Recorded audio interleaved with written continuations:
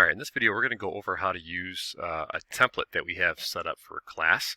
You'll find this in your Google Classroom, and you have to download it before you do anything with it. So on the screen right now, I just made a folder called template, and I dumped the newest template in there. And one thing to take note of with AutoCAD templates is they save as a completely different file. So a standard drawing file is a DWG file for drawings, and a template file is a DWT file. All right, so just know that there's a difference between standard drawing files and template files. So there's two different ways I can open this up. I can either go into AutoCAD, click on the A and open it up through that way, or since I already have my folder open, I could just double click on my template file, just like any other file that I normally would. And here's our template. So the first thing that I want to observe is up in the top bar here, it says drawing 2.dwg. That's because whenever you open an AutoCAD template, it automatically converts it to a drawing file. So the first thing that I want to do, of course, is go ahead and save that file. I'm just going to put it right back in my template folder. And I'm just going to call it temp example. Name it whatever your project is telling you to name it. All right, so now that we got that out of the way, and the template file has some stuff already preloaded into it. Okay, so the first thing that pops up is this little reference area here, and here I have several layer references for your use. So basically, every single one of these layer references, well, the layers that we have loaded in here. So everything, all of the layers that we have loaded in here are what you see here. All right, and the reason why I have that, it's just kind of like a little quick pick sheet, if you will, to using layers. So let's say, for example, I want to start drawing something and I want to put it on the object layer. Well, there's a couple different ways that I could change my layers, because right now I'm on layer 0. So of course I can come down, I can select object up here, or let's go back to 0, or I could say I want to be on my object layer, so I'm going to select it and then come up here and say make current, and it makes it my current layer. Or let's say that I drew a line on my object layer and I wanted it to be part of my dimension layer. I can click on Match Properties and say that I want this as my source and this is my destination. So it's just another tool for you to use for changing layers, matching layers, and just generally using layers. Okay, just know that if you add additional layers, they will not automatically pop up here. You'd have to put them there, but as a base drawing for most stuff that we're going to start with, you're going to see the layer reference. Everything that's in our layers is going to be in the layer reference. Okay, the second thing that we have in here is a drawing scale reference. All right, now what that is we know that whenever we're doing something in model space, like currently right now we're down here in model space as opposed to paper space, everything in model space we draw is in 1-to-1 scale. Right, so for example, if I want to draw, let me just draw something that's, I don't know, 100 feet wide and 50 feet tall. Whoops. Let's try that again. 100 feet wide, there we go, and 50 feet tall. Just close that up. If I were to scale this, press DI for dimension, it is actually 100 feet. But if I go to my paper space, which is where I want to print something, and again, we know that this is a D-size sheet, so from end to end, it's supposed to be 36 inches, right? So I can't put 100-foot something on 36 inches. So I have to have some kind of scale to get me down into a printable size, right? So with that, if I wanted to add some text to this box, I would first see, okay, what size does my final scale need to be? And for the first couple projects that you're going to have, I'm going to tell you what scale I want you to be at, and that's going to be using viewports. Okay, we're going to get into that in just a moment. So let's say that I want my final scale of this box to be 1/4 inch scale. I can come on over here and I can steal this text, because this text is the text size that I need to use in order for it to show up properly on my sheet set. So in order to get text height on my final sheet, which is 3/32 of an inch tall, I need to use an AutoCAD text height of 4.5 inches. So I could do a couple things. I could just, what I do a lot of times is take this and I copy this right over, and then I'll double click it, and I'll change it to say, I don't know, this is my text. And I know when I print that, it's going to be the correct size. All right. Again, I'm going to let you know what viewport sizes I want you to have in the first couple projects, and then as we get a little more experienced, you guys will have a better idea of how to use viewports. So while we're talking about that, let's go over into viewports. So let's just say that I do all my modeling, all of my design in model space like I have it, or like we're supposed to do it. And now I want to put it onto something where I could put on a sheet of paper.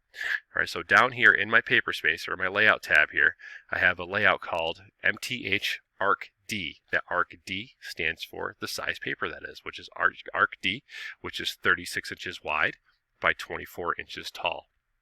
Okay, now on here, you're going to see that I have this magenta box. And if I just select that box, it's on the no plot layer, meaning this box will not plot when I go to PDF my drawing or print my drawing. It's just there for a reference. Now what this box is a viewport. Now what a viewport does is it allows us to look inside of our model space while we're on a sheet of paper. Okay, so right now I could take this, and if I just hit the move command, I can move this wherever I want. I can use my grips to resize it and do whatever I need to do, but it's not going to do anything to my model because it's just that snapshot. But if I double click inside of my viewport, it now acts just like I'm in model space. Okay, so I can still do some editing inside of model space if I need to do that. But of course, everything needs to be to a certain scale. So let's say that I want this viewport to be at a 1/4 inch scale. So let me get it way out of scale. So we do that first. So the first thing I want to do is I want to deactivate my viewport. And the way that I do that is I just double click outside into my paper space here. And you'll see that if I pan, I am no longer panning inside the model. I am panning on my paper. So once I do that, I'm going to select my viewport. And once it's highlighted, I'm going to go to the bottom right, and you'll see these numbers here. And that's the scale of the viewport. So I'm going to change this scale. There's a lot already preloaded in here. I'm going to change that to 1/4 inch equals 1 foot. That's what I want. And it scaled it in. Now, I can't see all of my box, right, because I need to manipulate it. So there's a couple different things I can do. First, I could simply just take my grips, and I could expand my box to whatever I need to do. And then I can move my viewport box over and shrink it down. So that's one way that I could do it. Another way that I could do it is I could double click inside my viewport and I could pan around. But I'm going to caution you with this because if you pan and accidentally zoom by scrolling your mouse wheel, now you've changed your scale. Okay, so just always be careful when you're panning inside of your viewport, an active viewport, because you could change the scale. So I'm going to move this back over, center that. So let's say that I'm happy with the location of where my viewport is and where my object is.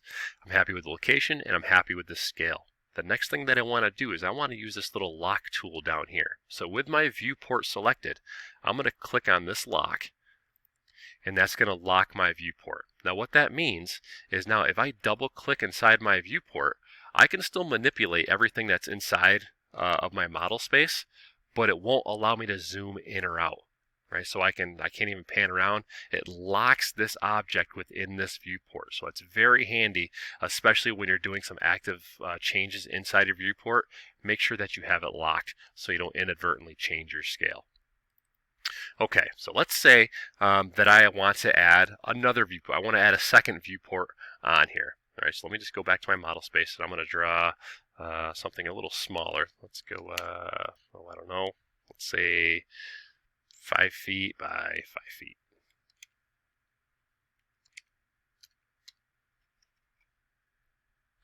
All right, now I want to add that onto my page, say up here in the corner. I'm going to take this, I'm going to move this down a little bit. Just give me some more room. Use as much paper real estate as I can. Now I want to add another viewport in here, right? I don't want to have, because I want to do it at a different scale. This my second viewport. I want to say have it at a scale of, say, 1/2 inch equals 1. There's a couple different ways that I can do that. One way is I can type in viewport, and I can add a single viewport, multiple viewports, whatever it may be. But quite honestly, the way that I do it, since I already have a viewport here, it's already on the correct layer, it's already ready to go, is I hit CO for copy. I copy another viewport over to the side. I activate it. I unlock it. And I size it. Oops. And then I can go in and I can manipulate it however I need. I'm going to change this to a 1/2 inch scale. So 1/2 inch equals 1. There we go. I'll shrink it down. And you don't have to shrink these viewports down. I just get in the habit of doing that just to kind of keep my own mind a little organized. And then I can drag it back over. And then once it's sized appropriately and where I want it, again, I'll click on it, make sure my scale is correct, and I will lock the viewport. Okay, so you can have as many viewports as you want or need on a drawing. Just make sure that it's set up nice and clean. All right. Now, another thing that you'll see down here is this bubble. All right, little viewport bubble. Now, it's important to use these so we can call out the different views that we have and the different scales that we have if we have any different scales. Okay, so I'm going to take this bubble, and the first thing I'm going to do is I'm going to name this big block, and I'm just going to call it big block. And the way that I do it is I take a line off my leftmost object. I take the center point of my bubble, I line it up there, and of course you can be a little more finicky and get everything lined up the way you want. And I take this line and I extend it to my furthest edge, double click it. I'm going to call this, what did I say, big block. We'll go with that. Oops. Oh boy, my fingers are going too fast here. Let's try that again.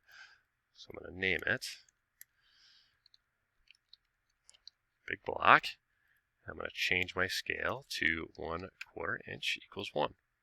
All right, so there's my view bubble. So now that I know that this view, or this, whatever this is my big block, and there's the scale. So now I need to add another view bubble up to my little block up here. So I'm going to copy my view bubble. So CO, bring this, I'm going to line it up to there. I'll take this big long line, shrink it down, and you can trim this, you can use grips, however you want to make this happen, you can make it happen. All right, so I'm going to, first of all, I can't have two of the same number, so I'm going to name this view number 2, and I'll call this one little block, change my scale. You get the idea. Okay, so all your viewports should have a view bubble to let the person reading the plan understand what they're looking at. All right, the next thing I want to do is I want to change or update my template. Okay, so everything up here with our school information, that's going to stay the same, but I do want to change everything down here that's in green. All right, so to do that, you just have to double click on it. We'll change the year of graduation to whatever it may be. I'm just going to put 2025. Change my project name. You get the idea. I won't go through changing all these, but it's just as simple as double clicking on it and changing all of your text to the appropriate text that needs to be for that drawing. Now, one thing to note is down here there is a scale option or a scale block. Okay. Now, if everything on my drawing was 1/4 inch to 1, I could simply put 1/4 inch equals 1 foot there. However, in this drawing, I have one viewport that's at 1/4 inch. And another viewport that's at 1/2 inch. Therefore, I can't put both of those in here because it'd be confusing, right? So on here, you could put different things. Like, so for example, I could put as shown, right? So that would say, okay, there's no scale, like a general scale. Go back and check your viewports. Now, let's say that this wasn't to scale at all. It was just a random drawing or a random sketch. I would put NTS for not to scale. But for this one, I'll put as shown. And different companies have different standards for what they want to do there. Also, you'll see that we do have our north arrow here. Okay, so you can take this and you can manipulate this however you want. Or if it doesn't really matter, it doesn't apply, you can just go ahead and get rid of it. Okay, whatever you need to do. All right, so now we want to plot this. All right, so we're going to plot this to a PDF. So a couple of different ways you can do it. You can go up to the A up here, and you can go to Print. I can click on the Print button, which is right here. I could type in the command plot, or what I like to do is Control P for plot, and here we are. All right, so this template should load into your machine with all of this information preset, but you want to make sure that everything is set up the way that it needs to be for the ArcD size. Okay, so with that, if you're plotting to a PDF, our printer name is going to be DWG to PDF. You'll see that there's a bunch of other ones on here, but use DWG to PDF.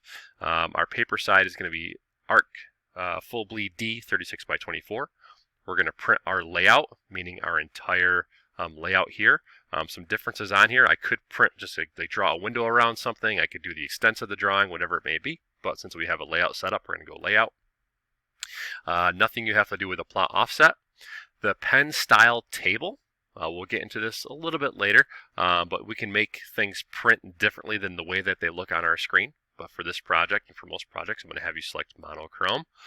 All of the plot options will be defaulted, and the drawing orientation is going to be landscape. Okay, a good habit to get into once you're all set with your plot settings is click on preview just to see how that's going to look. Okay, because sometimes if you hit one button, it may look a little wonky, so it's a good idea to hit preview. Hit escape. Brings me back into my plot manager. So I'm going to hit OK. And now it's going to ask me to save it just like a normal file. And we'll name it as such as a PDF. And once it saves, I have my computer set up so I can get a preview of what that looks like. So if I zoom out here, you'll see that I have my big block and my little block with my bubbles, my total block all filled out, but you cannot see my viewports, right? That's because my viewports are on that no plot layer. So anything in the no plot layer, we could see it in AutoCAD, but we can't see it plotted out. All right, so it's a little crash course of how to use our templates.